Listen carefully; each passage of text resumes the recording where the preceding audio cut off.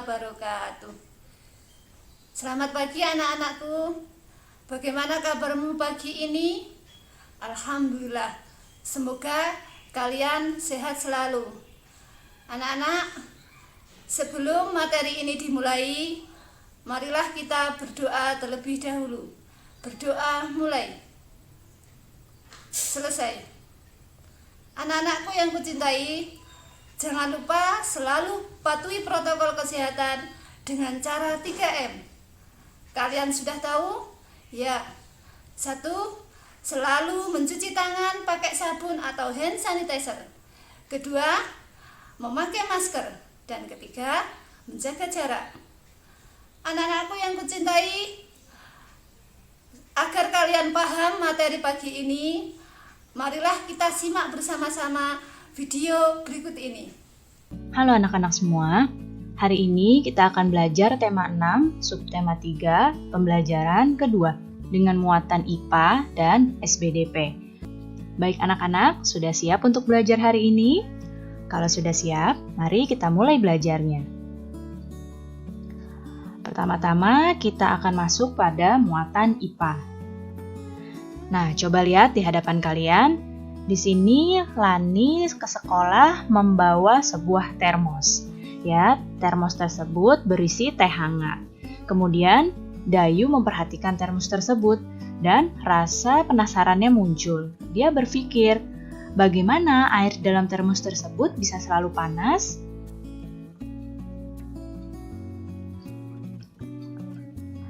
Termos merupakan alat untuk menyimpan benda agar suhunya tidak cepat berubah.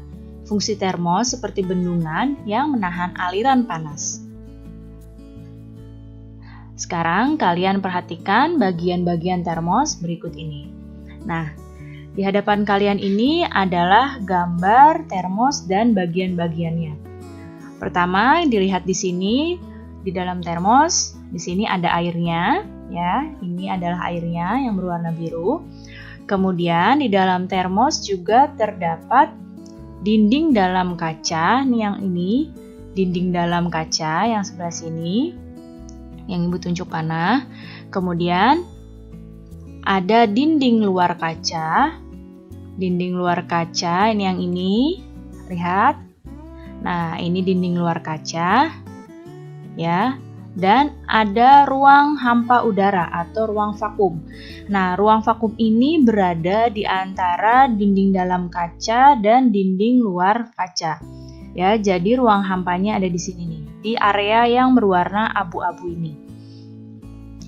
Jadi, umumnya termos itu terbuat dari kaca berdinding 2 lapis. Nah, bisa kalian lihat di sini ada kaca yang dinding dalam kaca dan ada dinding luar kaca. Nah, ini ada 2 lapis ya kacanya. Nah, di antara kaca tersebut terdapat ruang hampa atau vakum. Nah, apa fungsinya ruang hampa ini? Fungsinya ruang hampa adalah mencegah hilangnya panas dari termos ini. Ya, kemudian di sini ada bagian tutup sumbat termos nih atau tutup termosnya. Nah, supaya panas dari dalam termos ini tidak keluar, maka tutup termosnya ini bisa terbuat dari plastik atau bisa juga terbuat dari gabus yang sifatnya isolator. Jadi, menahan panas dari air di termos ini supaya tidak keluar. Kemudian, di sini kacanya yang di dalam termos ini agar tidak pecah, maka dilapisilah dengan dinding pelindung kaca nih, yang berwarna ungu muda ini. Dan di sini bawah agar termosnya stabil di dalamnya ada karet penahan kaca. Nah, kotak yang berwarna merah tua ini. Oke, jadi ini adalah bagian-bagian dari sebuah termos sehingga termos tersebut bisa menahan panas pada air yang ada di dalamnya.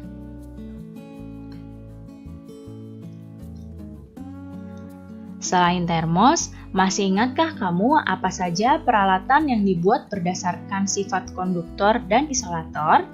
Kemarin kita baru saja mempelajarinya. Apakah kamu masih ingat?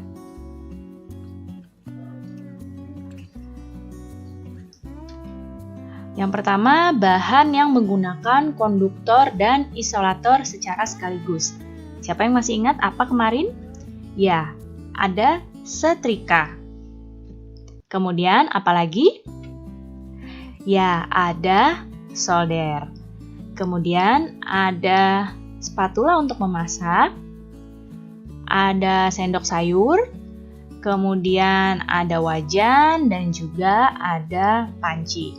Nah, ini adalah beberapa contoh benda yang menggunakan konduktor dan isolator dalam satu benda sekaligus. Bisa kalian lihat di sini, diperhatikan, kita akan ingat kembali. Yang mana konduktor pada setrika? Nah, ini adalah konduktor pada setrika, yang bagian bawah setrika. Ya, jadi yang panas pada setrika adalah bagian bawahnya dan ini disebut konduktor. Kemudian isolatornya agar setrikanya bisa dipegang dan tidak panas adalah ini. Ya, ini adalah isolatornya. Kemudian pada solder yang ini apa namanya? Ya, ini adalah konduktor.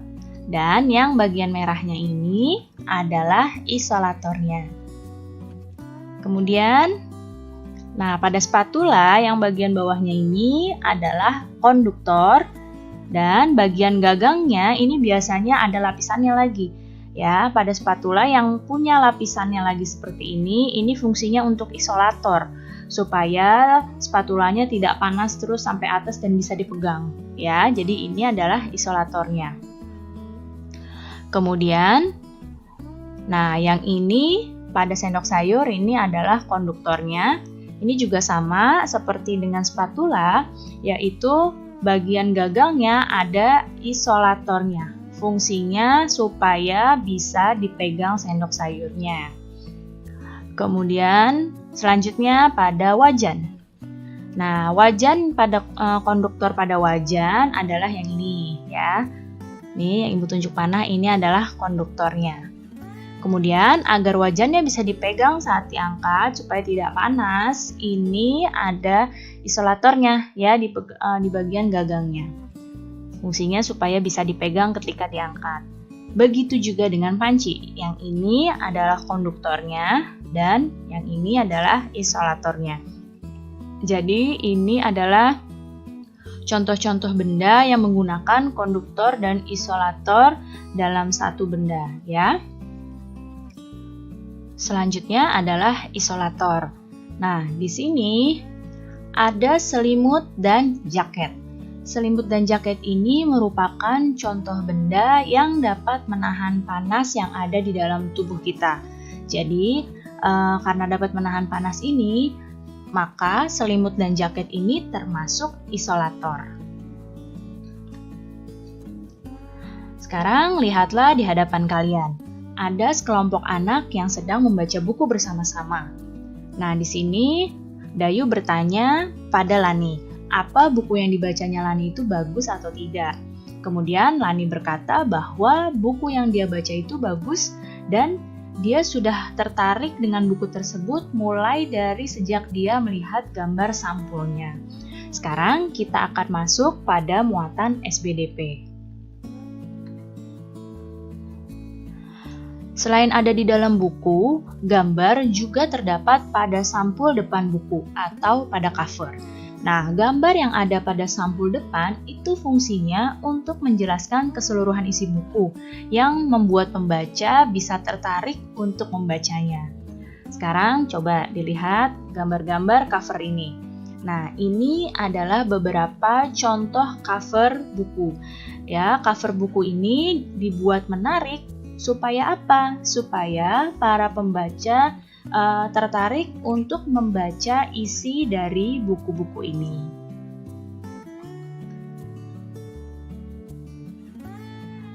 Apa saja ciri-ciri gambar sampul depan pada buku?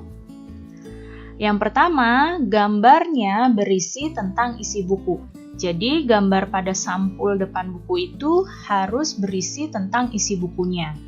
Kemudian, ciri-ciri berikutnya, gambar yang disajikan itu pada sampul depan buku itu harus menarik agar para pembaca mau membacanya.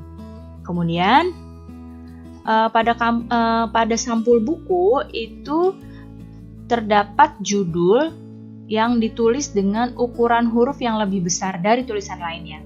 Jadi judul bukunya harus lebih besar supaya terlihat.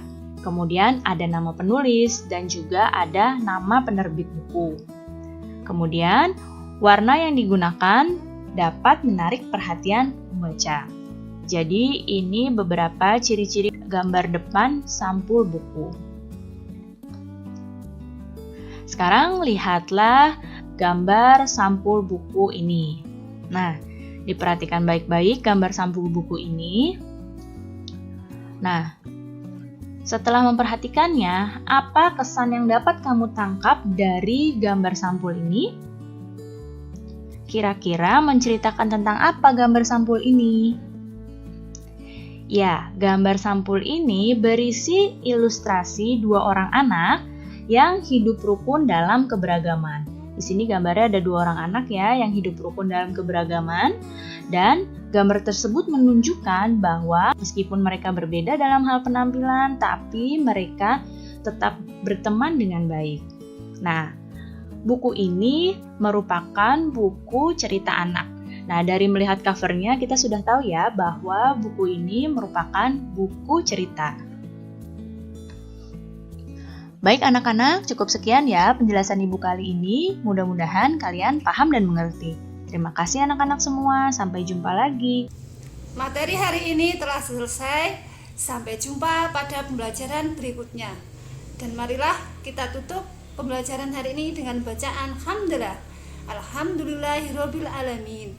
Wassalamualaikum warahmatullahi wabarakatuh.